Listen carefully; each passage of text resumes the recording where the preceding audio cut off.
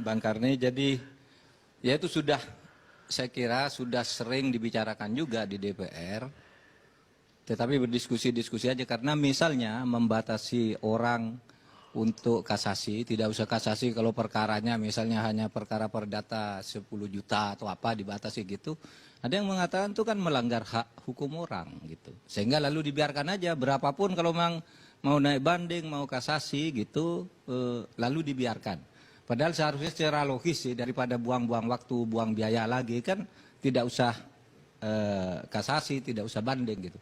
Nah, diskusi itu betul kata Bang Karni, udah 30 tahun lebih tidak selesai juga dan belum bisa diambil keputusan karena terlalu kontroversial. Tapi yang lebih penting dari itu soal roboh-roboh ini tadi bagi saya. Gini, memang saya merasakan banyak sih penilaian orang mungkin berlebihan terhadap Mahkamah Agung. Ada hal-hal yang sebenarnya tidak terjadi, tidak melibatkan hakim, seperti kasus Pak Caniago tadi kan, dia tidak tahu menau.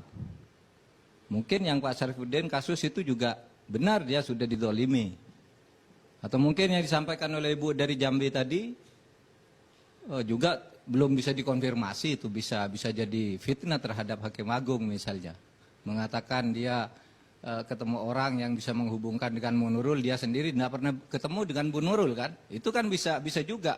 Karena saya pernah juga dikirim orang, Pak Mahfud, saya sudah kirim uang ini ke rekening yang Bapak tunjuk sebesar 850 juta katanya. Lah Anda siapa? Saya masih ingat namanya. Namanya Ramses Ohe. Kirim uang katanya ke saya. Dalam perkara apa? Nah, ternyata orang palsu, orang buat rekening, pakai KTP palsu barangkali, lalu dikirim ke uang itu. Coba laporkan ke polisi aja, saya bilang. Nah, bisa loh terjadi hal seperti itu. Bisa, sangat bisa. Kapolri pun pernah namanya ada rekening palsunya. Iya, nah, tetapi begini. Tapi bukan Kapolri sekarang ya. Iya, itu kan kasuistis. Tetapi secara umum, kita dapat mengatakan reformasi yang paling gagal di bidang penegakan hukum sekarang ini. Di semua sektor itu kan gagalnya karena hukumnya tidak benar. Gitu.